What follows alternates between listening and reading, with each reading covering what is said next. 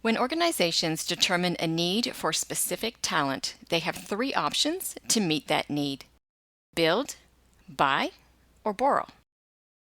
Build means that we will develop the talent we need internally. Buy means that we will recruit permanent employees from the outside market. Borrow means that we will hire temporary contractors or freelancers. How do you determine which of these options is best for you, or whether you will need a combination of these options? The most important considerations are cost and timing.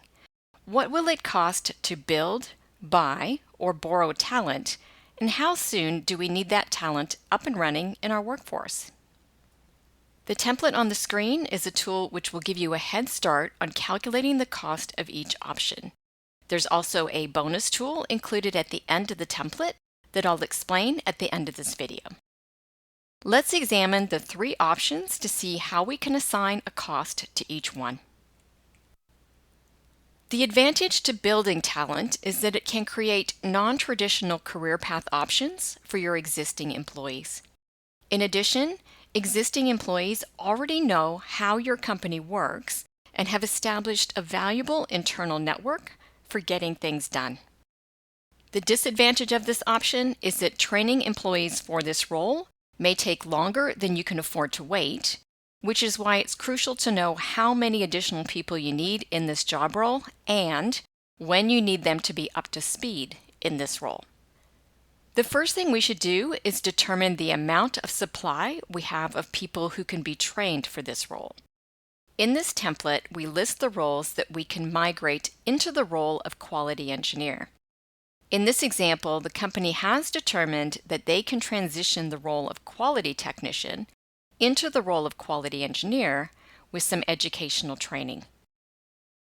The company has 50 people in this role, and they have estimated that about 25% of their quality technicians are interested in migrating into the engineer role. Therefore, the number of employees that are truly available for this option is 12 to 13. The template has a space on the right to document how long you estimate it will take to develop a technician into this new role of engineer. The next section is about cost. I have listed a series of training categories as examples. Here we enter an estimate for the cost per student for any training options we plan to use. Any associated travel costs or other costs should be added to the cost of training.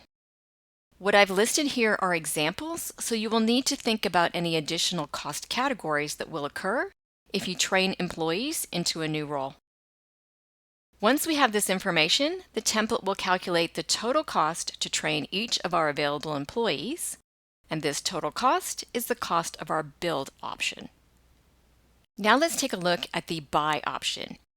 To buy talent means that we will recruit employees from the external labor market. The advantage to this option is that it can be much faster than the build option, depending on typical recruitment times for the role you're analyzing. The disadvantages are that it often comes at a higher cost. Newer employees tend to turn over more than longer tenure employees, and these employees have to develop an internal network within your company. Developing a good internal network can take years. To calculate the cost of this option, I have used a rule of thumb for the cost to hire. This rule of thumb estimates the cost to hire as a percentage of an employee's annual salary. We can see that as the complexity of a role increases, so does the multiplication factor in front of the annual salary. For example, if a clerical role earns $50,000 per year, our rule of thumb estimates that the cost to hire is about 50% of that, or $25,000. However, for a technical role, our rule of thumb estimates that an annual salary of $110,000 will produce a cost to hire of roughly $137,500. The next component of our cost is the cost of benefits. Here I am estimating that the cost to provide employee benefits is about 40% of an employee's annual salary. This number will vary by country, so you'll need to do your homework on the best value to use in your own calculation. Adding our two cost components together gives us an estimate for the total cost to hire if we recruit the number of employees we need. Since new employees sometimes require training, this template has a drop-down option to reveal an additional line where you can add a training cost. Like our build option, we need to have a time component. How long will it take us to acquire the talent we need if we choose the buy option? Our final option is to borrow talent. This means we will utilize temporary talent such as hourly workers or freelancers rather than hiring permanent employees. The advantage of this is workers of this type can often be found on the open market faster than onboarding an employee, and you can easily flex the size of this workforce downward to respond to market and economic changes.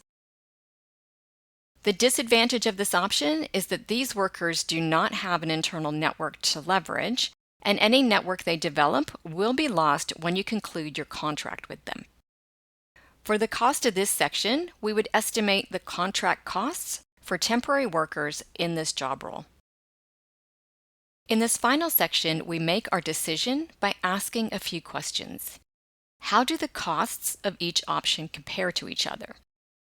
Which options will get people in place when you need them? Will you need to combine more than one strategy to meet your headcount needs for this role to get people in place in time? This template provides guidance for a structured way to determine whether you should build, buy, or borrow talent. The exact components that you add to each cost section will vary by job role, but this template should set you on a good path for talent decision making. We've spoken about how to make a talent decision when headcount in a specific job role is increasing. But what do you do with headcount in a role where your needs are decreasing? To help with that decision, I've added a tab to the template to document the roles that may become partially or fully redundant. Here, we consider the cost of retraining staff into new roles and compare it to the cost of severance packages.